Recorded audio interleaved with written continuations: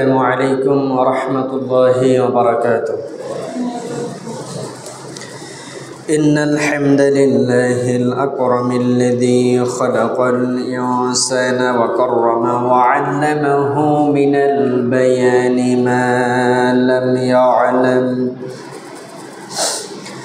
فسبحان الذي لا إحصاء امتنانه باللسان ولا بالقلم،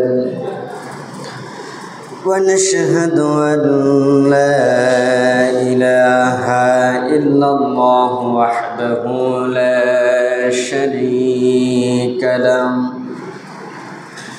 ونشهد أن سيدنا وحبيبنا وطبيبنا وطبيب أرواحنا محمدا عبده ورسوله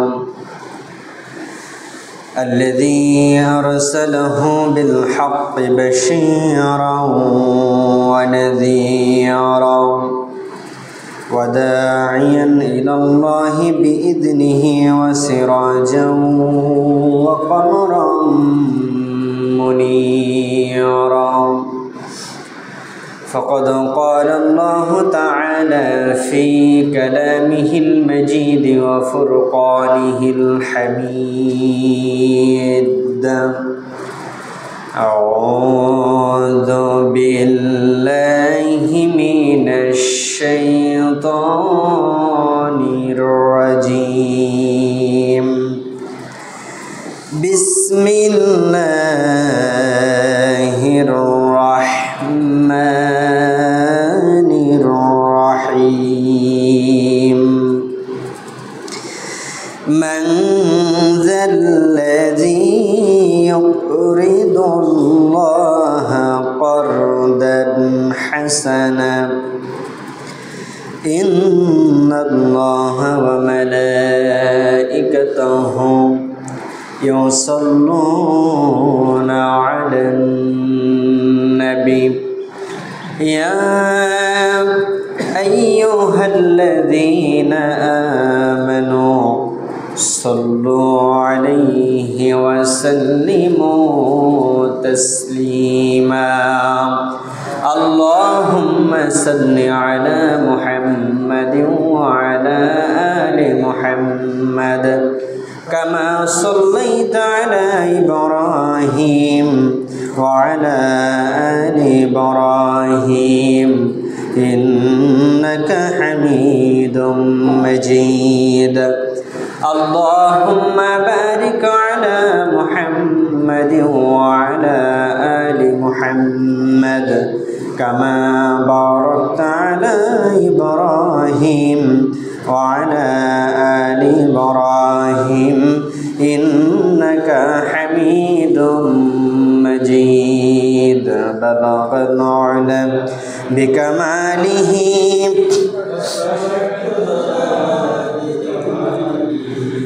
حسنت جميع خصاله صلوا عليه وآله. بلغ العلم بكماله كشف الدجى بجماله حسنت جميع خصاله صلوا عليه. আমরা মহান আল্লাহ রাব্বুল আলামিনের দরবারে শুকরিয়া আদায় করছি যে মহান আল্লাহ রাব্বুল ইজ্জত আল জালাল সর্বপ্রথম আমাদেরকে সুস্থ রেখেছেন এবং আজকে পবিত্র জুমার দিনে এলাকার অনেকগুলো লোকের মধ্য থেকে বাছাই করে প্রথম সারিতে আমাদেরকে মসজিদে আসার এবং বসার তৌফিক দান করেছেন। এই জন্য সবাই উচ্চ স্বরে হৃদয় থেকে শুকরিয়া আদায় করছি, বলছি আলহামদুলিল্লাহ।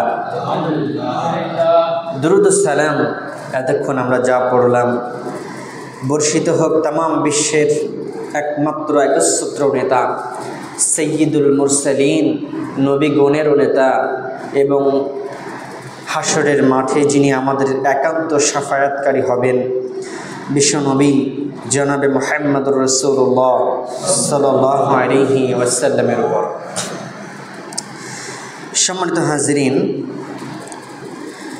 আমি আপনাদের সামনে পবিত্র কালামুল্লাহ থেকে সবথেকে বড় সূরা বাকারার 245 নম্বর আয়াতের কিছু অংশ আপনাদের সামনে তেলাওয়াত করেছি।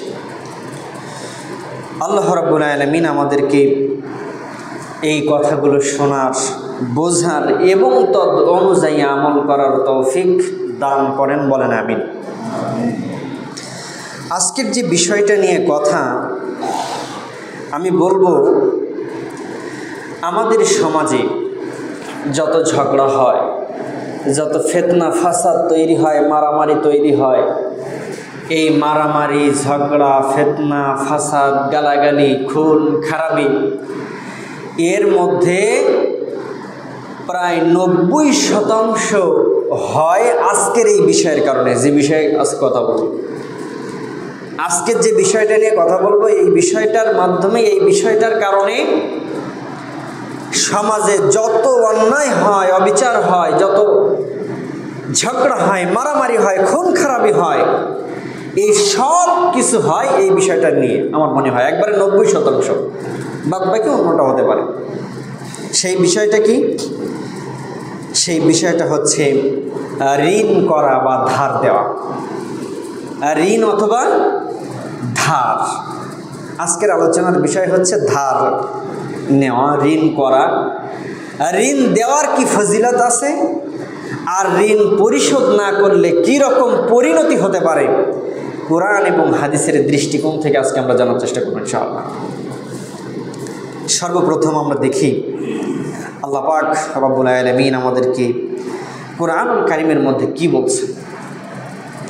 ঋণ কিন্তু খুব সওয়াবের একটা জিনিস, কিন্তু বর্তমানে আমরা আমাদের চরিত্রের কারণে এই ঋণটাকে একেবারে নিম্ন পর্যায়ে নিয়ে চলে গেছি, যে এর মতো খারাপ কাজ আর নাই। ঋণ দেওয়া বা ঋণ নেওয়া, এর মতো খারাপ কাজ আর নাই, এরকম একটা পর্যায়ে আমরা আমাদের কারণে নিয়ে গেছি। কিন্তু ঋণটা আসলে অনেক উত্তম একটা জিনিস। আল্লাহ পাক রব্বুল আলামিন পবিত্র কালামুল্লাহর মধ্যে সূরাতুল বাকারার মধ্যে আল্লাহ রাব্বুল আলামিন 245 নম্বর আয়াতে বলছেন, মান যাল্লাযী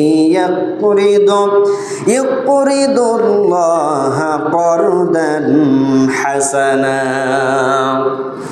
তোমাদের মধ্যে এমন কোন ব্যক্তি আছে যে ব্যক্তি আমি আল্লাহ রাব্বুল আলামিন আমাকে ধার দেবে?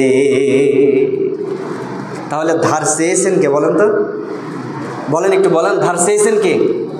আল্লাহ। তার মানে ধার চাওয়াটা গুনাহের না। ধার চাওয়াটা কি না? গুনাহের না। প্রয়োজনে ধার চাওয়া যেতে পারে। আল্লাহ রাব্বুল আলামিন এটা বলছেন, মান যাল্লাযী, কে আছো তোমাদের মধ্যে যে আমাকে কি করবে? ইউরিদুল্লাহা করদান হাসানা, কর্জ দেবে, উত্তম কর্জ দেবে। হাসানা মানে উত্তম কর্জ দেওয়া। তোমাদের মধ্যে কে এমন ব্যক্তি আছে, কে আছে যে আল্লাহ রাব্বুল আলামিনকে কর্জ দেবে, হাসানা দেবে?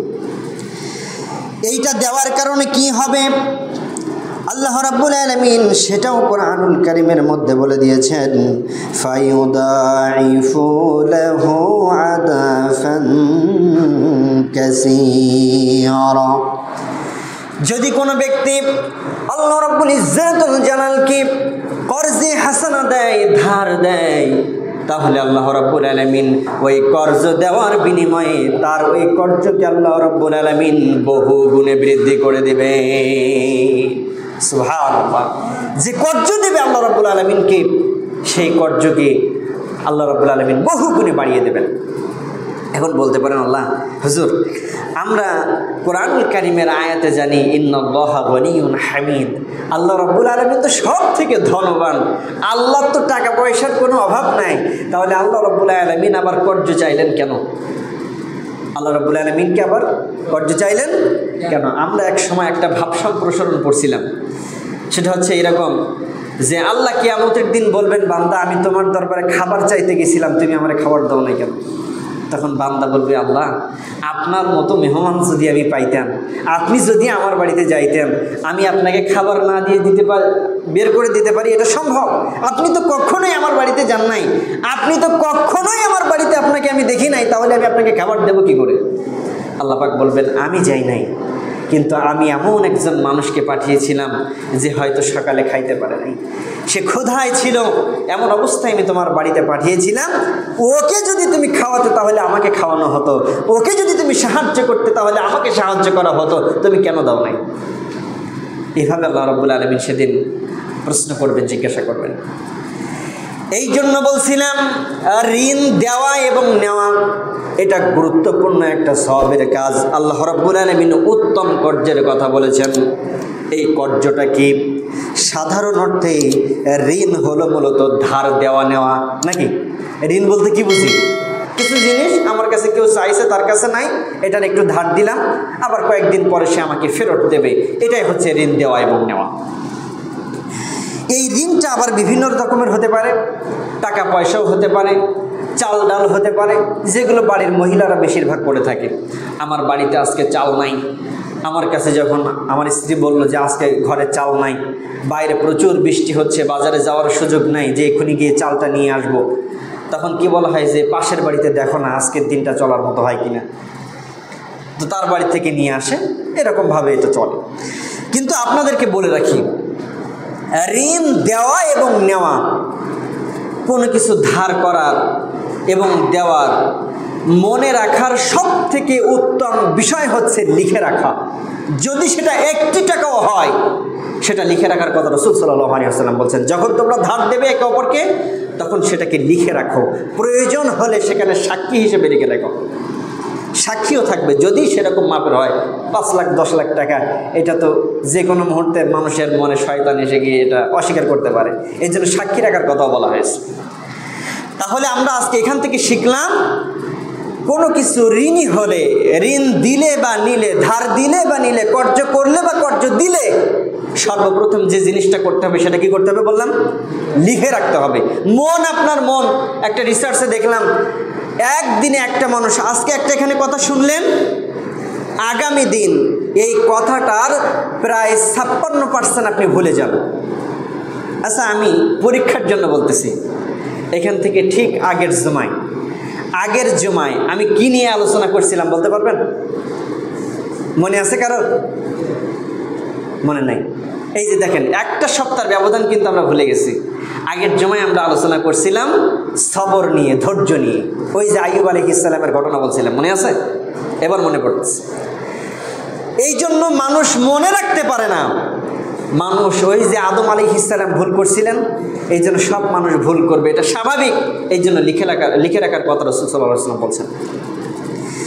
এবার দেখেন, এই যে ধার দেওয়া, কর্জ দেওয়া, একজন মানুষকে সাহায্য করা অভাবী অবস্থায়, এই কর্জ দিলে, ধার দিলে কি উপকার হবে? আল্লাহ রাসূল সাল্লাল্লাহু আলাইহি ওয়াসাল্লাম সেটা হাদিস পাকের মধ্যে বলেছেন। আবার আল্লাহ রাব্বুল আলামিন এই ধার দেওয়াকে বৈধ করার জন্য নিজেই বলছেন, তোমাদের মধ্যে কে আছে যে আমাকে কর্জ দেবে? তোমাদের মধ্যে কে এমন ব্যক্তি আছে সে আমাকে ধার দেবে?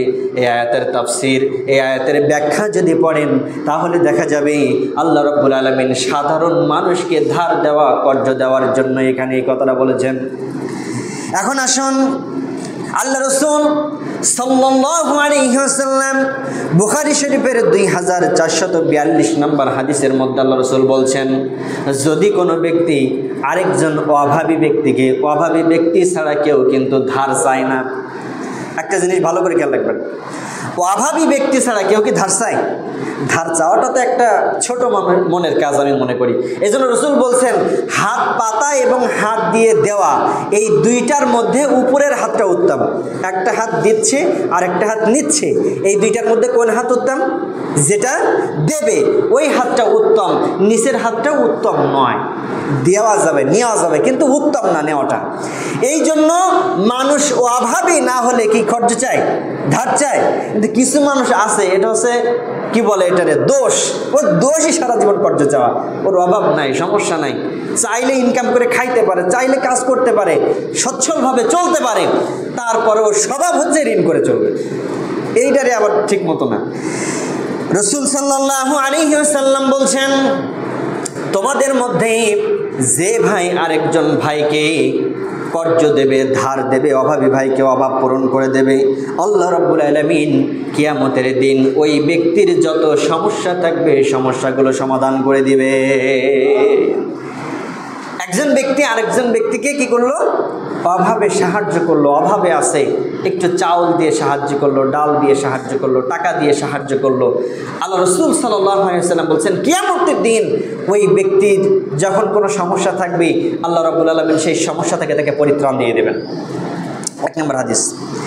দুই নম্বরে সেই কথাটা তো বললাম, আল্লাহ রাব্বুল আলামিন বলছেন, তোমাদের মধ্যে কে ব্যক্তি আছে, কোন কোন ব্যক্তিগুলো আছে যারা আমি আল্লাহ রাব্বুল আলামিন আমাকে ধার দেবে, কর্জ দেবে, উত্তম কর্জ দেবে, আর এই কর্জ দেওয়ার কারণে আমি আল্লাহ রাব্বুল আলামিন তার এই ধারকে, তার এই কর্জকে বহু গুণে আল্লাহ রাব্বুল আলামিন আমি বৃদ্ধি করে দেব। সুবহানাল্লাহ। আমরা যদি মানুষকে ধার দেই তাহলে সেই ধারকে আল্লাহ রাব্বুল আলামিন কি করবেন? বহু গুণে বৃদ্ধি করবেন। তিন নম্বর হাদিস। হাদিসটি এসেছে মুসনাদে আহমদে, হযরতে বুরাইদা রাদিয়াল্লাহু তাআলা আনহু থেকে বর্ণিত। রাসূলুল্লাহ সাল্লাল্লাহু আলাইহি ওয়াসাল্লাম বলছেন, যে ব্যক্তি কোনো মানুষকে ঋণ দেবে, ভালো করে খেয়াল করেন, আমাদের সমাজে তো সুদ চালু আছে ঋণের বদলে। ঋণের বদলে কি আছে? সুদ চালু আছে। এই সুদটা তাও কেমন হয় দেখেন, সুদের থেকেও লাভবান একটা জিনিসের কথা বলতেছি। সুদ দিলে তো মাসে মাসে পাওয়া যায় নাকি? মানে 1000 টাকা যদি সুদ দেন তাহলে এক মাসে কত হয়? 1010 না 1100? 1100 টাকা। আর আমি এমন একটা সুদের কথা আজকে আপনাদের শিক্ষা দেব, যেই সুদটা এর থেকে আরো বহু টাকা আপনারা দেবেন, আরো ওই সুদের থেকেও আরো বড় একটা সুদ আমি আপনাকে শিক্ষা দিচ্ছি, যেই সুদটা কি করবে? আরো বেশি আপনাকে দেবে। রাসূলুল্লাহ সাল্লাল্লাহু আলাইহি ওয়াসাল্লাম বলছেন, মুসনাদে আহমদের 23046 নম্বর হাদিস, রাসূলুল্লাহ সাল্লাল্লাহু আলাইহি ওয়াসাল্লাম বলছেন, যে ব্যক্তি কোনো অভাবী ব্যক্তিকে ঋণ দেবে এবং অবকাশ দেবে, মানে সময় দেবে, ঋণ দিছে আর সময়, যে তুমি এই টাকাটা তো নিলা, কতদিন পরে দিতে পারবা? ওই যে ঋণ নিল সে বললো, ভাই আমি এক মাস পরে আমি টাকাটা দিয়ে দেবো। তাহলে কি এই যে একটা মাস তারে আমি কি দিলাম? সময় দিলাম না? যে সুদখোর ও কি করে? যার ইচ্ছা সুদ নেওয়া সে কি করে? এক মাস পরে আমি 1000 দিলাম, 1100 টাকা দিতে হবে। আল্লাহ রাব্বুল আলামিন বলছেন, এই দুনিয়ায় মানুষগুলো যদি ওই শয়তানের খপ্পরে না পড়ে, আমি অন্যরকমভাবে তাকে সুদ দিচ্ছি। কিভাবে? দেখো, যে ব্যক্তি 1000 টাকা, আমি উদাহরণ হিসেবে বলছি, 1000 টাকা কোনো ভাইকে ঋণ দিল, প্রত্যেক দিনের বিনিময়ে আজকে যদি 1000 টাকা দেয়, কালকের দিনটা অনুযায়ী তাকে 2000 টাকা পরিমাণ সওয়াব দেওয়া হবে, 3 দিনে 3000 টাকা পরিমাণ সওয়াব তাকে দেওয়া হবে, 4 দিনে 4000 টাকার মতো সওয়াব তাকে দেওয়া হবে, 5 দিনে 5000 টাকা সদকা করলে যে সওয়াব হতো তাকে সেটা দেওয়া হবে। এরকম করে 30টা দিন যখন চলে যাবে, ওই 30টা দিন যে পরিমাণ 1000 টাকা করে প্রত্যেক দিন কোনো গরিব বা মিসকিনকে দান করলে যে সওয়াব দেওয়া হতো, 30 দিনে 30,000 টাকা সদকা করলে যে সওয়াব হয়, আল্লাহ রাব্বুল আলামিন সেই পরিমাণ সওয়াব তাকে দান করে দিবে। দুনিয়ার সুদ, একেতে সুদ খাবেন মাসে মাত্র 1000 টাকা, 100 টাকা মাসে মাত্র 100 টাকা, তাও আবার মায়ের সাথে 1 টাকা, মানে 80 বার জেনা করা, আবার তার জাহান্নামেও ঠিক মতো জায়গা হবে না।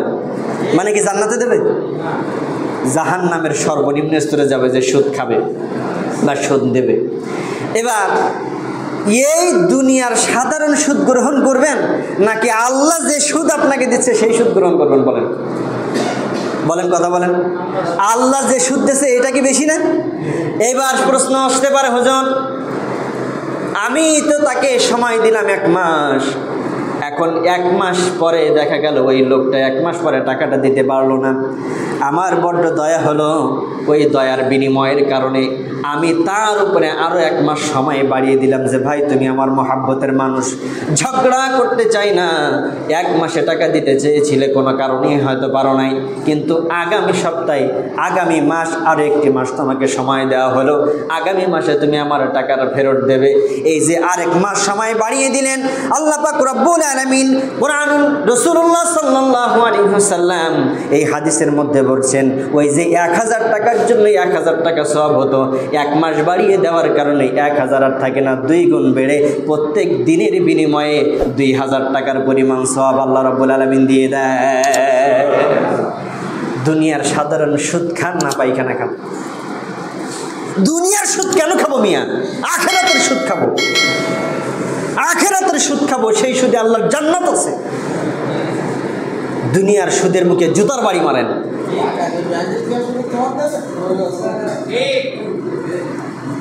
কথা বলেন না, কথা বলেন। যাই হোক, তাহলে এতক্ষণ আমরা বুঝলাম যে ঋণ দিলে এই ঋণের মাধ্যমে কি পরিমাণ সওয়াব আছে। যদি আমরা সুদ গ্রহণ না করে আল্লাহর সুদ নেওয়ার জন্য যদি আমরা ঋণ দেই তাহলে কি পরিমাণ সওয়াব আছে সেটা কি আমরা সবাই বুঝলাম? এবার আসেন, সব থেকে বড় সমস্যা হুজুর, টাকা আমার আছে, আমি ঠিক মতো ঋণ দিতেও রাজি আছি। সমাজে আমি মনে করি যে কারণে ঋণটা এসেছে, যে কারণে এই যে আমরা বলি সুদটা যে কারণে এসেছে সেটা আমাদের কারণেই।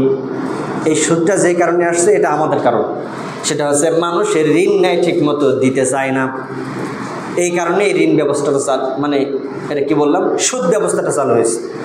ঠিক মতো টাকা নেয় যে 1 মাস পরে দিতেছে, ওরে আর খুঁজে পাওয়া যায় না।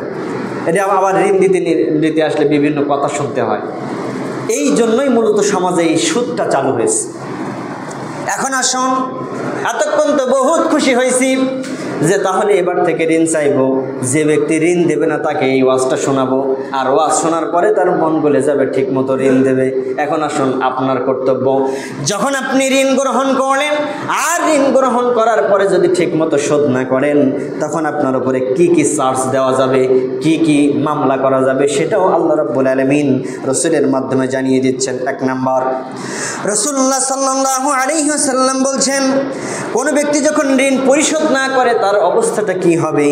বুখারী শরীফের 2606 নম্বর হাদিস, রাসূলুল্লাহ সাল্লাল্লাহু আলাইহি ওয়াসাল্লাম বলেছেন তোমাদের মধ্যে উত্তম মানুষ অনেকেই থাকতে পারে, তবে ওই উত্তম মানুষের মধ্যে সর্বোত্তম মানুষ হলো সেই যে নিজে কোরআন শিক্ষা করে এবং অন্যকে শিক্ষা দেয়। 1 নম্বর উত্তম মানুষ হলো যে ব্যক্তি নিজে কোরআন শিক্ষা করে এবং অন্যকে কোরআন শিক্ষা দেওয়ার জন্য বলে, এ হলো সব থেকে উত্তম মানুষ। আর 2 নম্বর উত্তম মানুষ হলো যে ব্যক্তি ঋণ নেয় আবার ওই ঋণ পরিশোধ করার সময় উত্তম রূপে ওই ঋণটাকে পরিশোধ করে দেয়। এখন বলবেন হুজুর ঋণ আমি টাকা নিয়েছি 1000 টাকায় তাকে আবার দিয়ে দিলাম, উত্তম রূপে ঋণটা আবার কেমন, উত্তম রূপে আবার কেমন শোধ করব? এটা হচ্ছে মুখের ভাষা। ঋণটা যখন শোধ করতে গেছেন ভাই, তোমার এই 1000 টাকা নিয়ে কি উপকার যে হয়েছে আমি তোমাকে বলে বুঝাইতে পারবো না ভাই। আমি আল্লাহ রাব্বুল আলামিনের কাছে দোয়া করি এই 1000 টাকা পরিমাণ ঋণ তুমি আমাকে দিয়েছো, সুদ গ্রহণ করো নাই, চাইলে তুমি সুদ নিতে পারতে, আল্লাহর ভয় করে তুমি সুদটা গ্রহণ করো নাই, 1000 টাকাই তোমাকে ফেরত দিলাম। কিন্তু এর বিনিময়ে আমি আল্লাহ রাব্বুল আলামিনের কাছে দোয়া করি তোমার জন্য সম্পদকে আল্লাহ আরও বাড়িয়ে দেয়, তোমার জন্য আল্লাহ রাব্বুল আলামিন জান্নাতে একটা সুন্দর জায়গা করে দেয়। আচ্ছা, স্বাভাবিকভাবে 1000 টাকা ফেরত দেওয়া আর এই কথাগুলো বলা কি এক হয়েছে? এক হয়েছে? এই কথাগুলো বললে আরেকটা উপকার আছে, সেটা কি? পরবর্তীতে কখনো যদি সমস্যায় পড়ে যান, আবারও ঋণ করার প্রয়োজন হয়, ওনার সামনে যাওয়ার সাথে সাথে আপনাকে আর বলতে হবে না, ওই লোক এসেই আপনার কাছে জিজ্ঞাসা করবে ভাই কি কোনো বিপদে পড়ছেন, টাকার দরকার আছে, ঋণ লাগবে, উনি নিজের থেকে এসে বলবে, আপনাকে যাইতে হবে না। এটা হচ্ছে মানুষের মুখ থেকে মানুষের মনের হৃদয়ের বন্ধন। এটা তৈরি হয় একজন মানুষ আরেকজন মানুষের দোয়ার কারণে। সেটা আমরা করতে পারি না। আমরা কপাল পোড়া মানুষ, একজন মানুষ আরেকজন মানুষের জন্য বদদোয়া করার জন্য খুব রাজি আছি, ভালো দোয়া করার জন্য কেউ নাই। একজন মানুষ আরেকজন মানুষের জন্য ভালো দোয়া কেউ করতে পারে না। অথচ রাসূল সাল্লাল্লাহু আলাইহি ওয়াসাল্লাম আমাদের উত্তম মডেল, উত্তম আদর্শ, তিনি যদি আমাদের জন্য বদদোয়া করছেন কখনো? যদি কোনো দিন বদদোয়া করতেন আজকে আমরা এইভাবে দুনিয়ায় থাকতে পারতাম না। সম্মানিত হাজিরিন, এবার আসেন 2 নম্বর উকিল, 2 নম্বর আপিল। ইবনে মাজাহ 2427 নম্বর হাদিস, রাসূলুল্লাহ সাল্লাল্লাহু আলাইহি ওয়াসাল্লাম বলছেন, শারিদ বিন সুয়াইদ রাদিয়াল্লাহু তাআলা আনহু থেকে বর্ণিত, রাসূলুল্লাহ সাল্লাল্লাহু আলাইহি ওয়াসাল্লাম বলছেন, যে ব্যক্তি ঋণ গ্রহণ করে আর ওই ঋণটা দেওয়ার সময় গড়িমাসি তালবাহানা শুরু করে, ওই ব্যক্তির উপরে 2টা মামলা করা জায়েজ আছে। 1 নাম্বার, ওই ব্যক্তিটাকে অপমান করতে হবে। 2 নাম্বার, ওই ব্যক্তিটাকে শাস্তি দিতে হবে। কয়টা পথ? তাহলে 2টা কাজ করলে মনে হয় এই ঋণ দেওয়ার পরে যদি সে ঠিকমতো ঋণটা শোধ না করে, কয়টা কাজ করা যাবে? 1 নাম্বার, অপমান করা যাবে। 2 নাম্বার, শাস্তি দেওয়া যাবে। এখন বলবেন, হুজুর অপমান করাটা কি ঠিক হবে? হ্যাঁ, আপনাদের কথাটাই ঠিক আছে, যুক্তি আছে। রাসূল এখানে অপমান বলতে অপমান করাকে বোঝায় নাই, বরং রাসূল সাল্লাল্লাহু আলাইহি ওয়াসাল্লাম এখানে মামলা করার কথা বলছেন, বিচার করার কথা বলছেন। আপনি গিয়ে তার বিচারের আওতায় ডেকে আনবেন, সমস্ত মানুষগুলো ডেকে তাকে কি করবে? বিচারের আওতায় আনবে, যে আমি তাকে টাকা দিছিলাম, সে আমার টাকা দিচ্ছে না, বিচার করেন। এইটাই হচ্ছে অপমান। 2 নম্বর শাস্তি হলো, যদি সেই ব্যক্তি সময় মতো টাকা আপনাকে দিতে না পারে, শোধ না করতে পারে, তাহলে তাকে প্রয়োজনে তার নামে কেস করা যাবে। পুলিশ এসে তার কাছ থেকে টাকা নিয়ে আপনাকে শোধ করবে, এটা করা যাবে। তাহলে 2 নম্বর কি বললাম? অপমান করা এবং শাস্তি দেওয়া। যদি কোনো ব্যক্তি ঋণ করে শোধ না করে, তাকে এই কাজটা করা যাবে। এইবার সবথেকে বড় একটা জিনিস দেখেন, রাসূল কি বলছেন এখানে? রাসূল নিজেও ঋণ গ্রহণ করতেন। এটা অবশ্যই আমাদের শিক্ষাদানের জন্য। আমরা ঋণ দেই, এবার ঋণ যখন মনে করেন আমি ঋণ গ্রহণ করছি, এখন এটা ঠিকমতো দিতে পারি নাই, এবার যার কাছ থেকে ঋণ নিছিলাম সে এসে স্বাভাবিকভাবে একটু বেশি কথা বলবে কি না? এখন এই যে বলবে, এবার আমি কি নমনীয় হয়ে থাকবো না আরও দেবো 2-1 ঘা? আমরা কিন্তু নমনীয় হয়ে থাকি না, আরও 2-1 ঘা দেবো। হ্যাঁ, ঋণ নিছি তো কী হয়েছে, দেবো না, যাও, কী করতে পারো করে নাও, এরকম অবস্থা না আমাদের। হযরতে আবু হুরায়রা রাদিয়াল্লাহু তাআলা আনহু থেকে বর্ণিত, হাদিসটা যঈফ বা জাল হওয়ার কোনো কারণ নেই। রাসূলুল্লাহ সাল্লাল্লাহু আলাইহি ওয়াসাল্লাম বলছেন, আবু হুরায়রা থেকে বর্ণিত, একবার একজন ইহুদি ব্যক্তি বা খ্রিস্টান ব্যক্তি রাসূল সাল্লাল্লাহু আলাইহি ওয়াসাল্লাম ঋণ নেওয়ার কারণে রাসূলকে কড়া কথা বলছেন। কাকে কথা বলেন একটু? কড়া কথা বলতেছে কাকে? রাসূল সাল্লাল্লাহু আলাইহি ওয়াসাল্লামকে কড়া কথা বলতেছে, জোরে কথা বলতেছে, রাসূলের সামনে ধমক দিচ্ছে। এখন রাসূলকে ধমক দিচ্ছে, সাহাবীরা কি চুপচাপ বসে থাকবে? সাহাবীরা তাকে মারবে বলে সবাই উঠে দাঁড়াইছে, যে তুমি রাসূলকে ধমক দাও। রাসূল বলছেন, সাহাবীরা থামো, তাকে তোমরা ধমক দিও না, মারার জন্য দাঁড়িও না। তার কাছ থেকে আমি ঋণ নিয়েছি, সময় মতো হয়তো দেরি হয়েছে, তাকে সে যে আমাকে বড় কথা বলতেছে, এই বড় কথা বলার অধিকার তাকে আল্লাহ দিয়েছে। রাসূলকে ধমক দিচ্ছে, রাসূল বলছেন তাকে এই বড় কথা বলার অধিকার আল্লাহ পাক দিয়েছেন, তোমরা থামিয়ে দেওয়ার কি? তোমরা তাকে থামাতে পারবে না। এই জন্য ঋণ যদি একেতে ঋণ নিছেন, আবার বড় কথা শুনবেন না, এটা কি হইতে পারে? যদি বড় কথা শুনতে না চান, ঠিক মতো ঋণটাকে পরিশোধ করে দেন। যাই হোক, এইবার এই ঋণ গ্রহণ করা ব্যক্তি দেখেন কত কঠিন জিনিস। আমরা সবাই জানি এটা, যে ব্যক্তি শহীদ হয়, ইসলামের পথে জীবন দেয়, ওই ব্যক্তি আর জান্নাতের মধ্যে যাওয়ার কোনো পার্থক্য থাকে? যে ব্যক্তি শহীদ হলো, ওই ব্যক্তি কি করলো? জান্নাতে চলে গেল। রাসূল বলছেন, শহীদের জান্নাতে যাওয়ার বাধা হলো একটা জিনিস, সেটা হলো ঋণ। ঋণ করে কোনো ব্যক্তি যদি আল্লাহর রাস্তায় শহীদ হয়, যতক্ষণ পর্যন্ত ওই ঋণটাকে পরিশোধ করা না হবে, ততক্ষণ পর্যন্ত সে জান্নাতে যেতে পারবে না। ঋণ কত ভয়ানক! আগে বললাম ঋণ কত সওয়াবের কাজ, এবার বলছি ঋণ কত ভয়ানক। একজন শহীদ ব্যক্তি আল্লাহর রাস্তায় জীবন দিয়েছে, যার জান্নাতে যাওয়ার আর কোনো বাধা নাই, ওই ব্যক্তি যদি ঋণগ্রস্ত হয়, তাহলে সে জান্নাতে যাইতে পারবে না যতক্ষণ না ঋণকে শোধ করা হবে। এমনকি আমাদের মতো সাধারণ মানুষ যদি মারা যায় এবং ঋণী থাকি, ততক্ষণ পর্যন্ত ওই রূহটাকে আল্লাহর কাছে নিয়ে যাওয়া হয় না, যতক্ষণ না ঋণটাকে শোধ করা হয়। ঋণ শোধ না করা পর্যন্ত রূহটাকে ঝুলন্ত অবস্থায় নিয়ে যাওয়া হয়, ঝুলন্ত রাখা হতো। এমনকি যে ব্যক্তি ঋণ করে মারা গেছে, রাসূল সাল্লাল্লাহু আলাইহি ওয়াসাল্লাম নিজে ওই ব্যক্তির জানাজা পড়াইতে যাইতেন না। যে ব্যক্তি ঋণ করে মারা যায় তারা কী করতেন? রসুল নিজে তার জানাজা পড়তে যাইতেন না, সাহাবীদেরকে পাঠাতেন। কারণ ওই ব্যক্তির জানাজা যদি রসুল পড়ায় তাহলে নিজেই হয়তো কেমন একটা হয়ে যায় যে ঋণ করা ব্যক্তি একজন গুনাহগার ব্যক্তি, যে ঋণ করে মারা গেছে সে তো অবশ্যই গুনাহগার, যতক্ষণ না তার লোক তার পরিবারের আহাল সম্পদ থাকা সত্ত্বেও তাকে শোধ না করতেছেন। এক্ষেত্রে রসুল সাল্লাল্লাহু আলাইহি ওয়াসাল্লাম বলতেন, যদি কোনো ব্যক্তি এমন অবস্থায় মারা যায় যে ঋণ করে মারা গেছে কিন্তু তার সহায় সম্পত্তি নাই শোধ করার মতো, সেজন্য আমার কাছে চলে আসে, আমি তার ঋণটাকে শোধ করে দেব। এই জন্য কোনো ব্যক্তি যদি এমন হয়, একজন ব্যক্তি মারা গেছে তার ঋণটা শোধ করার মতো মানে টাকা পয়সা তার পরিবারের নাই, আর একজন সচ্ছল ব্যক্তি যদি তাকে ঋণটাকে শোধ করে দেয়, সে একটা নবিয়ানা কাজ করলো।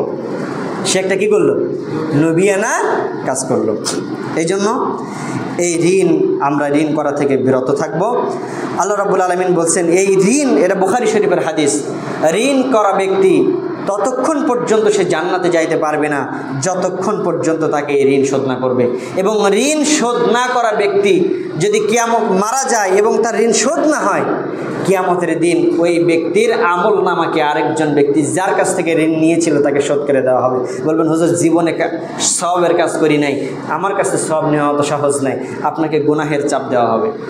ওই ব্যক্তির যে গুনাহ ছিল ওই গুনাহটাকে আপনাকে দেওয়া হবে। এই জন্য ঋণ দেওয়ার যেমন ফজিলত আছে, ঋণ নেওয়ার যেমন ফজিলত আছে, এটা শোধ করা কিন্তু খুব গুরুত্বপূর্ণ। আমরা আজ এখান থেকে শিক্ষা নিলাম, আমরা ঋণ দেব, আবার ঋণটাকে সময় মতো শোধ করবো ইনশাআল্লাহ। আল্লাহ রাব্বুল আলামিন আমাদেরকে তৌফিক দান করুক। ওয়া আখিরি দাওয়ানা আলহামদুলিল্লাহি রাব্বিল আলামিন। আসসালামু আলাইকুম ওয়া রাহমাতুল্লাহি ওয়া বারাকাতুহু।